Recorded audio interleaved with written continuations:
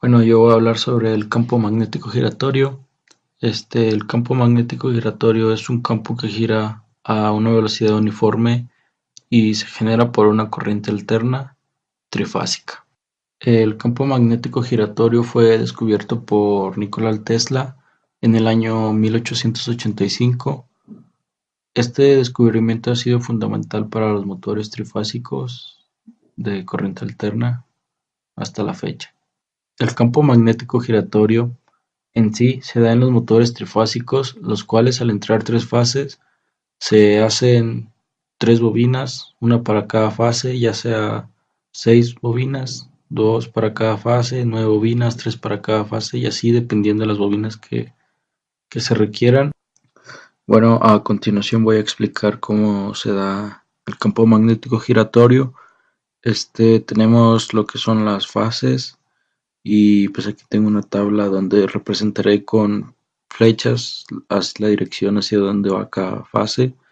Y aquí pues voy a tener los núcleos y cómo se van energizando según vaya al punto que veamos. Aquí tenemos el punto número uno, que es aquí donde está la fase A en cero. Podemos ver que este es mi campo magnético de la fase A, entonces no tenemos ninguna flecha, por así decirlo, y nos pasamos a la fase B, que viene siendo aquí, este punto. Entonces, como B es negativo, la flecha indicará que el flujo magnético va hacia el núcleo. Y para la fase C, que está en el positivo, lo que quiere decir es que en el núcleo el flujo va como para afuera. Ya cuando tengamos todo esto, veamos en la tabla que la fase A pues no tenemos ninguna flecha, en la fase B a esta dirección, en la fase C así, y pues la resultante viene siendo esta, que aquí la tenemos en negro. Este es nuestro resultante para el primer punto de nuestro campo magnético giratorio. Para el punto número 2, que está aquí, donde la fase A vale positivo, la fase C está en cero y la fase B está en negativo.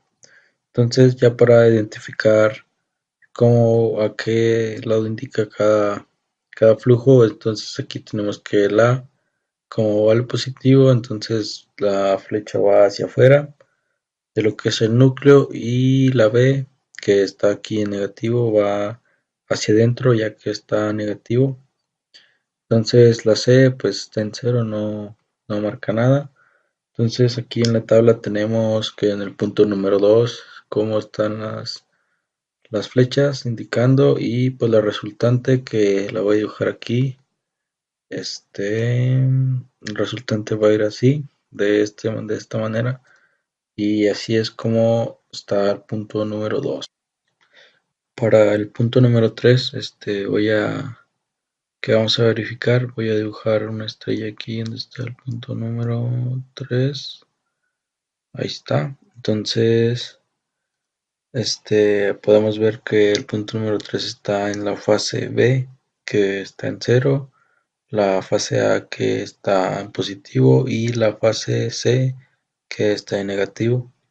Nos vamos a los campos magnéticos, ahí está la fase A, está positivo, entonces está para afuera, el flujo magnético está para afuera, y la fase C, que el flujo magnético está negativo, entonces lo dibujamos para el campo. Entonces ahora aquí en la tabla en el punto número 3 tenemos que la A va hacia allá, en la fase B no tenemos nada porque está en cero, y la fase C está hacia el núcleo, entonces es negativo. Y acomodando estas dos flechas iguales nos queda una resultante de esta manera, así como lo tenemos aquí, y ese es el punto número. Para el punto número 4, vamos a marcar la estrella aquí donde va a ir el punto, ahí está. Entonces tenemos que la fase A está en cero, la fase B está en positivo y la fase C está en negativo. Vamos aquí a lo que es los núcleos. Tenemos que la fase B está en positivo, entonces la flecha va hacia afuera. La fase C está en negativo, entonces la flecha indica hacia adentro. Y en la tabla, en el punto 4, ahí está la fase B positivo, la fase C negativo, y la resultante la tenemos hacia arriba. Para el punto número 5 tenemos que la fase C está en cero, la fase B está en positivo y la fase A está en negativo. Entonces nos vamos al campo. Aquí está la fase B, está positivo, está para allá. La fase A está negativo, está para el campo. El flujo está para el campo y la resultante, pues, media de las dos, lo que resulta de las dos. Aquí en la tabla tenemos para dónde va la fase A, la fase B, la fase C está en cero y así nos queda la resultante. Para el punto número 6, voy a hacer algo diferente. Si se pueden observar, aquí está el punto número 6, no lo puse aquí en la línea de cero.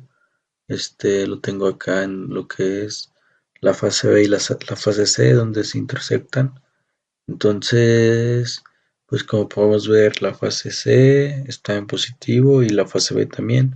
Entonces, para que entiendan un poquito mejor, voy a dibujar una raya. Esta raya va la que nos va a decir que nos indica que en este punto la fase A está en negativo y estas dos donde se intersectan están en positivo. Entonces ahora vámonos a lo que es el campo. Aquí está la fase C, está en positivo, va para afuera, la fase B igual y la fase C está en negativo. La dibujo un poco más grande que estas dos ya que está en su máximo punto de negativo, por así decirlo.